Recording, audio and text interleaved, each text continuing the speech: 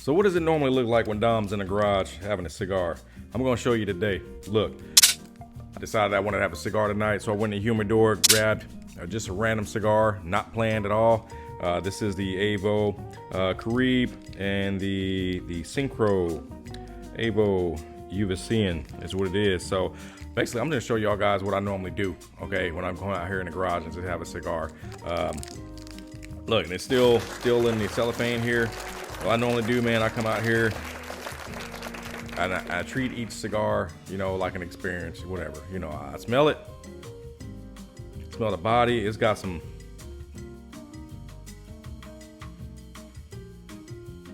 light spice notes, almost like a clove-like note on the body here.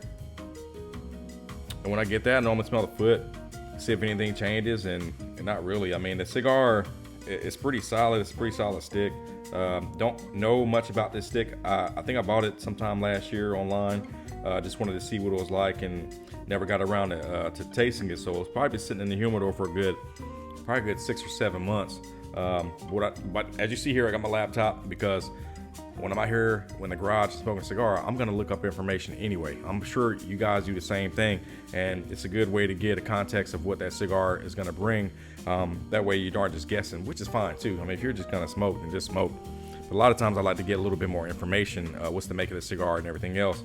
But this one right here is the 6x52 Toro, and it looks like it retails for about $11.90. A box of 20 is about $238. So it's right on the cusp of your budget area, depending on where your budget lies.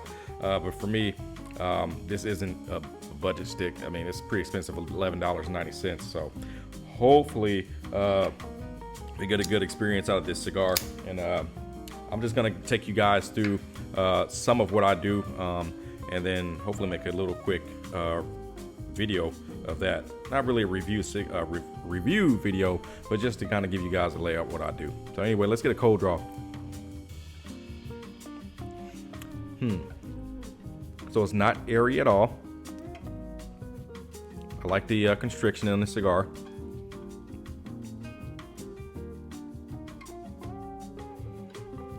It's got a light barnyard musk to it. And a little lighter notes of cocoa. Maybe even a little bit of grass on that note too.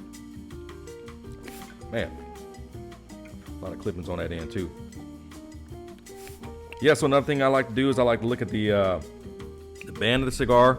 It's got some, I'll put some pictures up though, but it's got some silver, black, red, and blue. It's pretty cool. I mean, it's showy, but in a not so showy way. So it gives enough without doing too much. And I'm glad there's only one band instead of like having a band here and another small band here and then something on the foot there. So really appreciate that from AVO.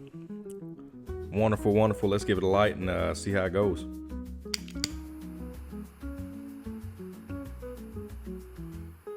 So it's pretty rugged looking actually, and it's got quite a bit of looks like the adhesive that they use to close out the cap of this cigar. It's not damaged at all, but it's definitely some left over on the cap there. And there's no toothiness to the cigar. That's what I look at too. I look at the veins in the cigar. I look at the shininess and everything else that's going on with it before I actually look up online, and that way I kind of get an unbiased opinion on what I think about the cigar instead of what somebody else thinks of it. But I do like looking it up because I mean it kind of helps guide me on something that I might not feel about the cigar, or maybe something that I might not pull out, and it kind of helps me find those flavor notes, which is great.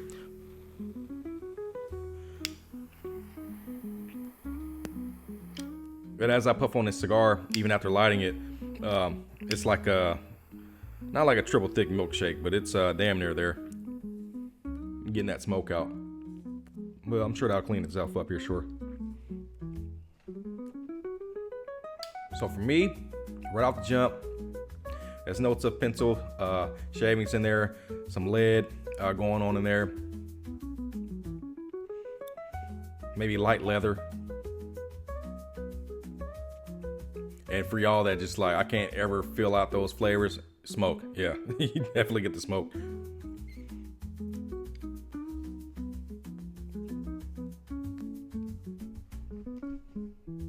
There's a spice note to it. The flavor is really good right here on the first draw of the cigar. I'm pretty impressed. But the flow on something that, like I said, if I'm just grabbing a cigar and going out of the garage, is either going to be a hit or miss. And right now, I don't know what to gauge it, but it's doing fine. Like I said, it's the flow of the cigar is not right where I want it, but it's not too constrictive to where I'm having to fight getting the smoke out of this thing. So we'll see how it goes.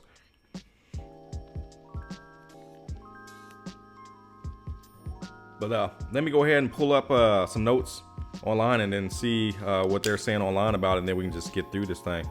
We'll see y'all in a minute.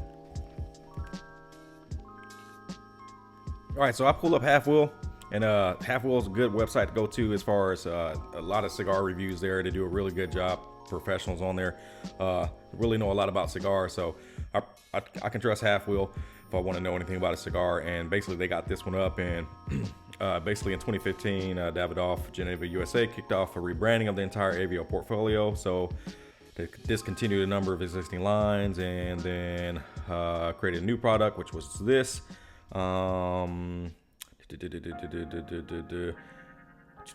Looks like the Caribe, which translates to Caribbean from Spanish. It's made up of Dominican wrapper covering an Ecuadorian binder, as well as filler tobaccos grown in the Dominican Republic and Nicaragua. Okay, so the ratios in this cigar are from 3 different areas, so not a puro, but a blend nonetheless, which will make for a very diverse experience here. And yeah, so that's about it. Then what I'll do is I'll look in there and see what kind of notes they got. And it looks like, you know, for them, you know, they got some cedar, hay, potato chips, cocoa nibs, peanuts. Like I said, taste is very subjective. They got salted peanut shells, creamy cedar, earth mushrooms, and white pepper. You know, hey man, taste is subjective, and if your palate can pick up all those different things, real cool. You know, mine isn't that, you know, great, but I can pick up some of those things. But yeah, anywho, I'm gonna smoke this down, man. Don't want to make a long video because this is just my regular session in the garage. I just want to include y'all on it. If anything changes, I'll update you as I go. Hey, I might even get to the bottom of this cigar before I see y'all again. So anywho, we'll see y'all in a minute. All right, I told y'all I'll be back. Hey, in the final third of the Caribe cigar, and not bad at all, man. I wrote some notes here. Let's go over that real quick. I'd say very pleasant notes of baking spices throughout the cigar. Creamy with pepper notes. Peanut shell. So Half Wheel did notes of the peanut shell, and I did sense that prominent in the first third and the second third. And then after that, just kind of went away. But very, very good. Half Wheel is right on that. There are notes of citrus and light clove. It's the typical notes of leather and oak. The burn line was pretty razor sharp throughout the first and second third when the ash did drop off. Only problem is in the final third now. The word's getting a bit wavy. So, I mean, it is what it is. But the ash retention is pretty good. Flaky at some points. It's pretty flaky right now. And the restriction that I noted earlier in the cigar, it did end up fixing itself. So it's fine. The cigar does come off as a medium. And Half Wheel gave this cigar 91 points. Now, with that being said, for me, I don't think it's in the 91 point range. You know, possibly in the 80 range for sure. It does come off as an everyday smoke. It's solid. You know, it's good. But as far as buying a box of them, I wouldn't do that. I definitely would have like a 5-pack if you can get that in any of these websites. Go ahead and browse for that. But it's a good cigar to have, y'all. Really good. I'm gonna leave it as that, y'all. I told you it's gonna be a quick video. Not bad, but I'm at a stopping point right now because the flavors are getting a little bit muddied up. So I'm stopping right here, y'all, and I'll see you in the next Kindred cigar video. Y'all know the motto: be kind to one another and be kindred in the leaf. We'll see you next time.